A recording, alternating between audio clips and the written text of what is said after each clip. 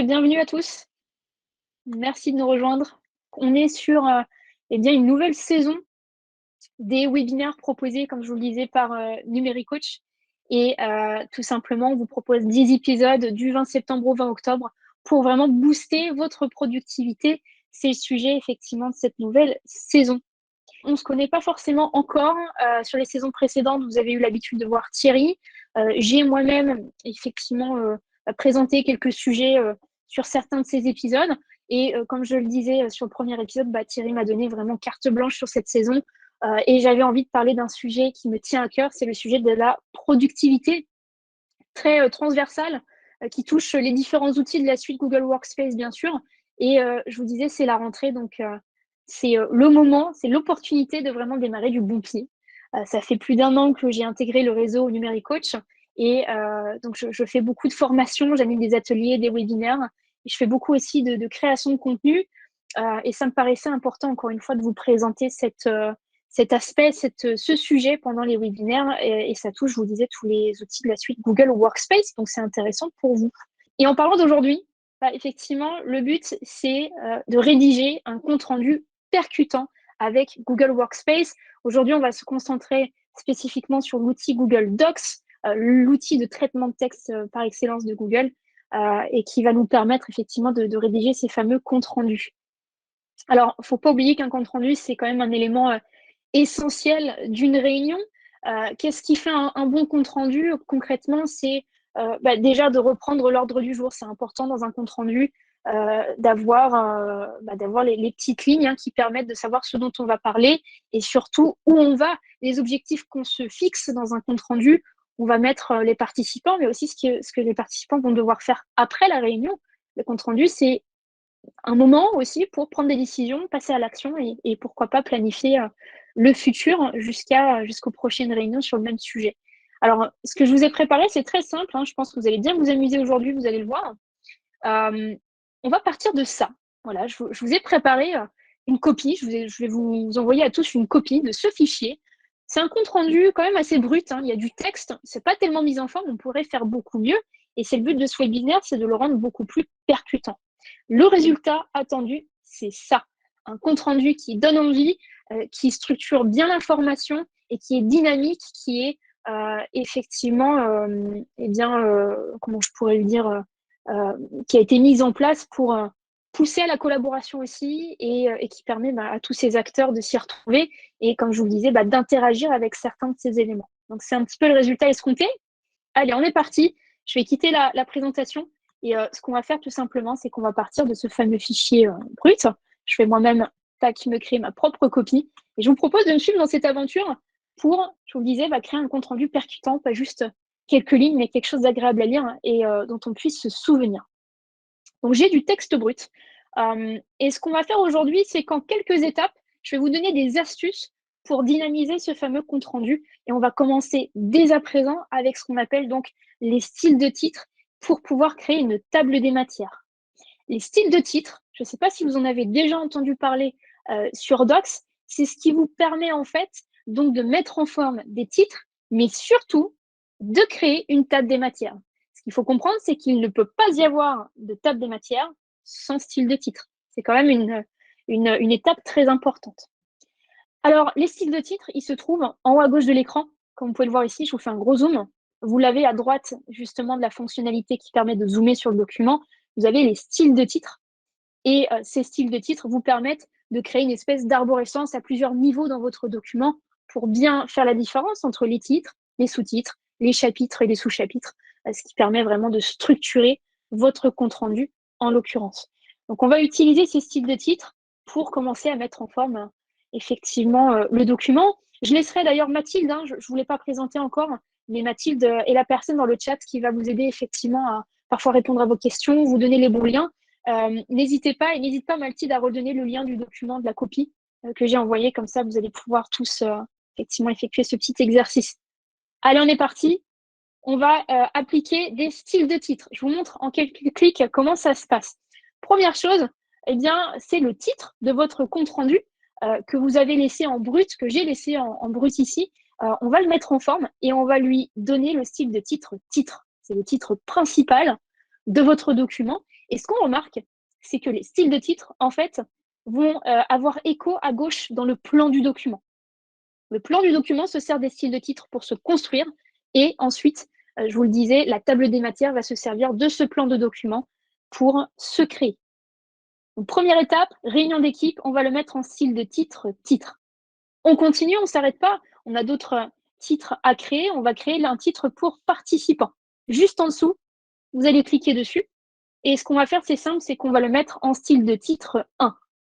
Et on va faire exactement la même chose pour ordre du jour. On recommence. Donc, style de titre 1. Et on continue également pour les thématiques de notes, un petit peu plus bas. On a le titre notes. On va le mettre en titre 1. Également pour les tâches.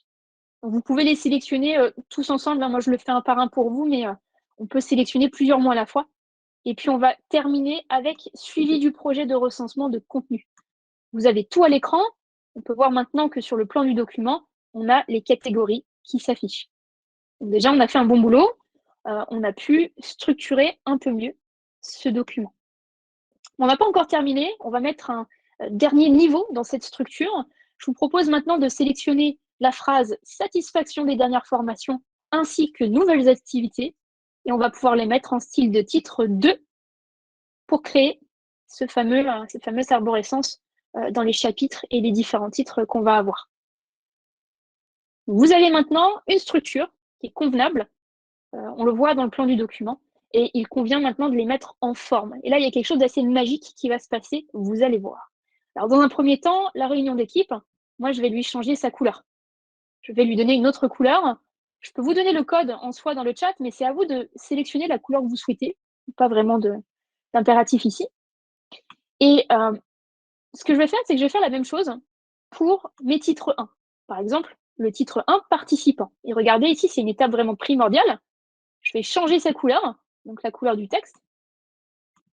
Et plutôt que de le faire à chaque fois pour les autres titres 1, je vais mettre à jour tous les titres 1 avec cette mise en forme. Donc, il faut bien sélectionner le premier titre 1 qu'on vient de mettre en forme avec la couleur en question. Je retourne dans le menu de style de titre. Et ici, je vais pouvoir mettre à jour les titres 1 en fonction de ce que je viens de sélectionner. C'est magique. J'ai maintenant les participants, l'ordre du jour, les notes et les tâches avec cette couleur-là. C'est exactement ce que je voulais. Vous venez déjà de mettre en forme les titres, les styles de titres, ce qui va nous permettre à présent de créer une table des matières. Alors, créons cette table des matières. Ce qu'on va faire, c'est qu'on va tout simplement la mettre juste avant participant et en dessous du sous-titre, ici. On va la créer et on va aller dans le menu insertion, puis table des matières. Vous avez deux styles de table des matières. Je vais me cantonner au premier. Et c'est parfait, j'ai maintenant ma table des matières. Libre à vous ensuite, bien sûr, de retoucher les codes couleurs de la table des matières. C'est du texte, vous pouvez tout simplement changer les couleurs du texte de table des matières. Et on le voit que ça reprend automatiquement le plan du document de gauche parce qu'on s'est basé sur ce qu'on appelle des styles de titres. Donc c'est primordial de comprendre ce concept avant d'aller plus loin. Je vous propose de continuer sur la deuxième astuce. On vient de voir les tables des matières, les styles de titres. Maintenant, je vais vous montrer comment on va pouvoir insérer une référence depuis le web, c'est-à-dire une note de bas de page en utilisant un outil sur Google qui s'appelle Explorer, très pratique donc pour aller plus loin. Je vais vous donner un exemple concret. Si on regarde au niveau du sous-chapitre Nouvelles activités, on vous parle de la suite Google Workspace et on vous parle surtout du live des nouveautés que Numéricoach a fait il y a quelques jours maintenant. On va pouvoir en fait intégrer une note de bas de page, intégrer une espèce de source à laquelle on se réfère pour que les personnes qui puissent lire notre compte-rendu cliquent ou s'informent en rapport avec cette source. Donc ce que je vais faire, c'est que je vais lier en fait ce live, donc ce replay dont on parle, des nouveautés Google Workspace que nous présentons tous les mois, à cette phrase, à ce bout de phrase, effectivement, ce bout de texte sur mon compte-rendu. Alors, c'est simple. Je vais pouvoir, par exemple, me positionner après Google Workspace. Et tout en bas à droite, vous avez un petit bouton, une petite icône qui est quand même assez subtile. C'est en fait l'outil Explorer. Vous allez cliquer dessus. Et là, on va avoir la possibilité de faire des recherches. Vous pouvez chercher tout et n'importe quoi. Ça peut aller chercher des images, ça peut aller chercher dans votre Drive, ça peut aller chercher sur Internet. Et c'est exactement ce que je vais faire ici. Je vais donc taper Google Workspace. Alors, libre à vous, encore une fois, d'intégrer d'autres contenus. Ça peut être des fichiers qui sont sur votre Drive, je vous le rappelle. Et je vais taper nouveauté été 2022. On a 3 catégories maintenant. Le Cloud Search, c'est le Drive, concrètement. Le Web, ça va être effectivement Internet, en général, des recherches sur Google. Et puis Google Images pour sortir des photos. Alors, j'ai trouvé mon lien, c'est parfait, j'ai trouvé ma vidéo. Ce que je vais faire maintenant, tout simplement, c'est cliquer sur ce petit bouton ici pour citer cette source en note de bas de page. Je le fais de suite. Le résultat est le suivant. Vous avez un petit 1 devant ces mots-clés, les mots-clés de Google Workspace. Et en bas de page, vous allez retrouver la fameuse source avec le lien vers la vidéo, la date de la consultation et le titre, bien sûr, de l'article ou le titre, effectivement, de la thématique en l'occurrence. Voilà pour la partie notes de bas de page. J'en profite, hein, l'outil Explorer est très pratique, pas que pour Docs, mais aussi pour Google Sheets, Google Slides. Ça vous permet d'intégrer énormément de différents types d'éléments. Donc, c'est un chouette outil qui se repose en fait sur l'intelligence artificielle de Google. Donc, surtout pas hésiter à l'utiliser, c'est un vrai plus. Donc là, déjà, ça commence à ressembler à quelque chose. Je ne sais pas vous, mais je commence à être plutôt satisfaite. Mais on ne va pas s'arrêter là. On vient effectivement de voir la table des matières, les styles de titres, la référence depuis le web. Et ce que je vous propose de voir maintenant, c'est les checklists, les cases à cocher et surtout assigner des tâches à partir de cette checklist. C'est une des nouveautés phares des dernières semaines. Je vous la propose justement dans le cadre de cet exercice. Donc, ce qu'on va être amené à faire, c'est se créer une checklist. Si on descend un petit peu plus bas, on a donc un titre, une catégorie tâches, et on a 3 tâches à effectuer. Ces tâches, pour l'instant, sont représentées par une liste à puces. Je pourrais faire mieux que ça et je pourrais en fait la transformer en checklist. Donc, littéralement, des cases à cocher. Et quand j'ai terminé la tâche, je vais cocher la case pour indiquer à mes collaborateurs qui partagent peut-être ces notes de réunion que, effectivement, la tâche est terminée. Alors, vous allez pouvoir sélectionner les 3 tâches en question et ça va se passer en haut, ici, au niveau de la barre des raccourcis, à côté de la liste de puces. La liste à puces, vous avez la checklist. Vous allez cliquer dessus. Donc, ça va transformer ces tâches en checklist. Donc, ça, c'est la première étape à effectuer.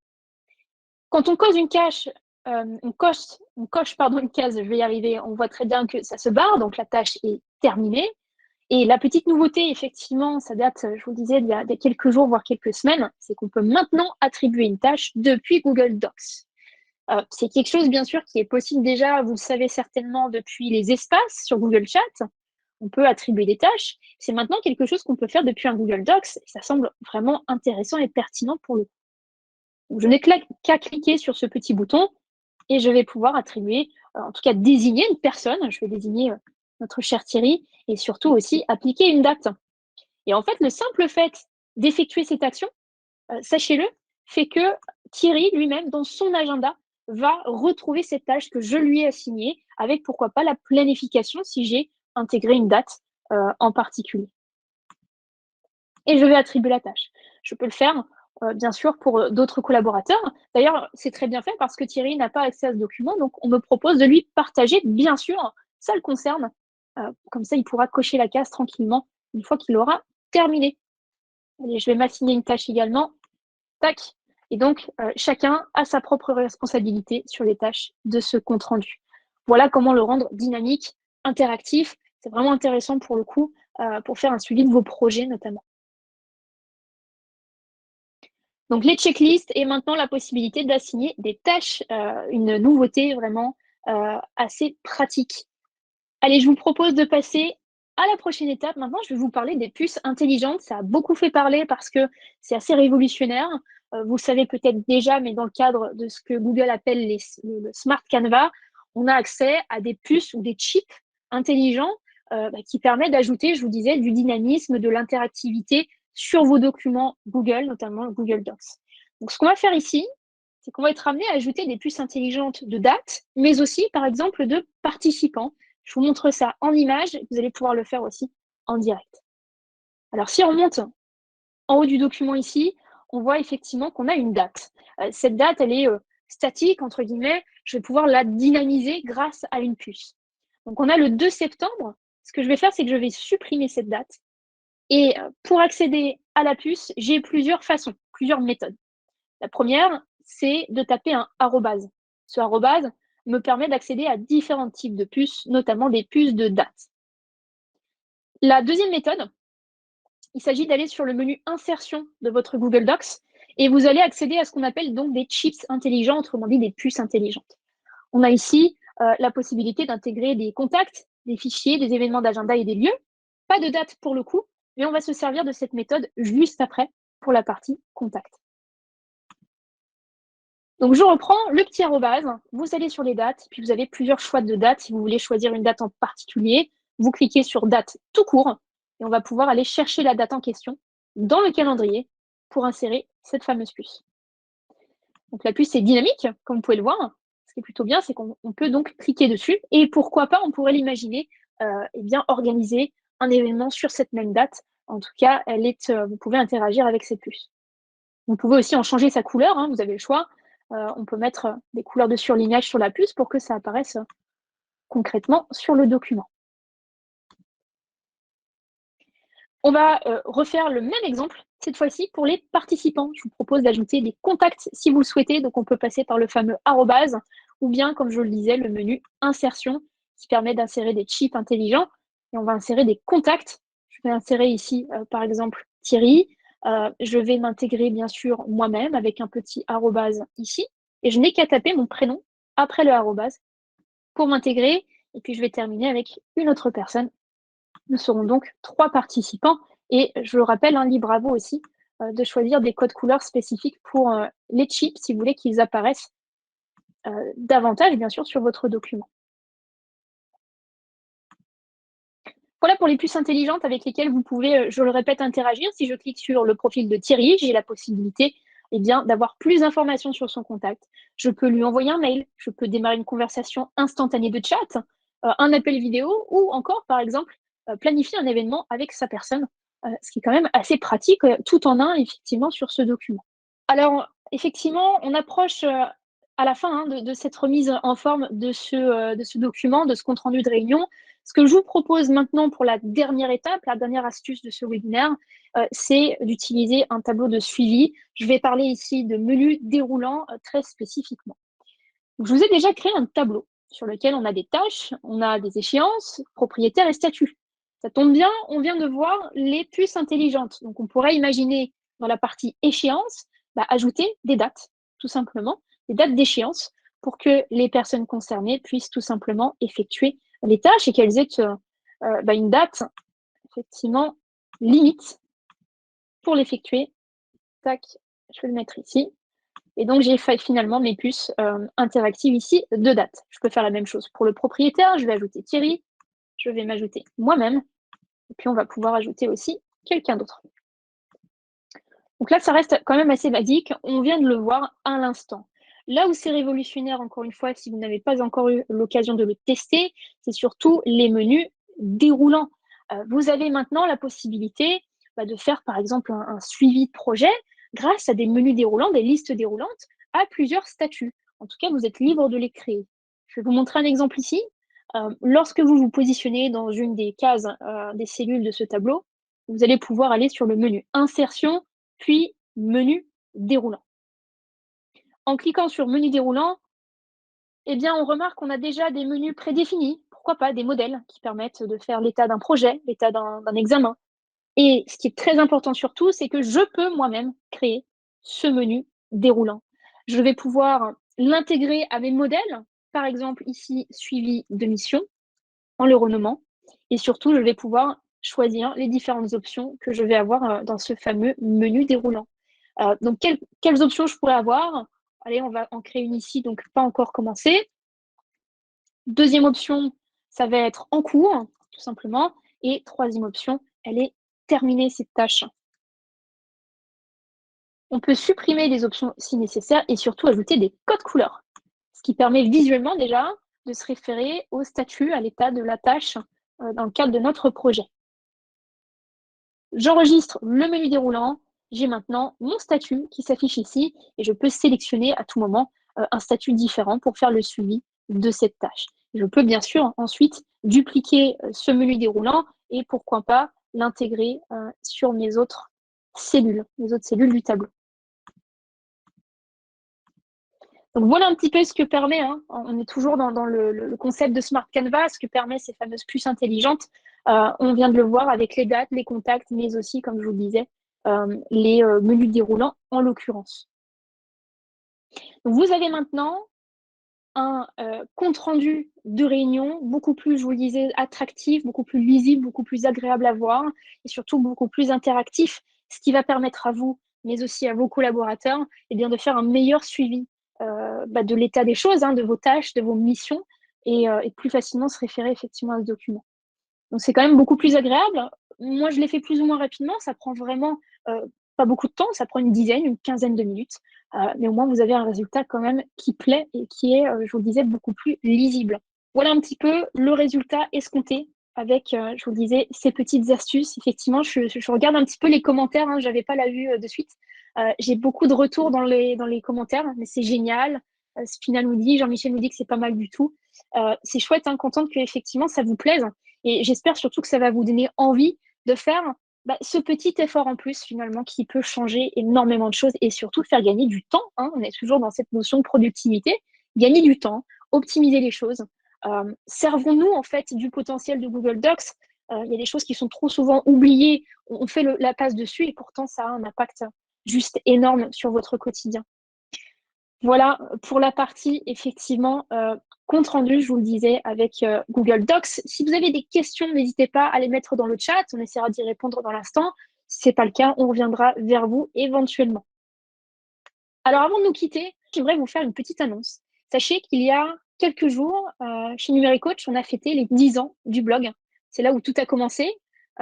J'en profite pour faire passer un petit coucou à Thierry qui fait partie ici des participants. Thierry qui, depuis le début, depuis 10 ans, fait un travail monstrueux sur le blog pour permettre à tout le monde en fait de monter en compétences, d'accéder aux outils Google Workspace et d'exceller en fait dans leur travail, dans leur quotidien et d'être plus productif.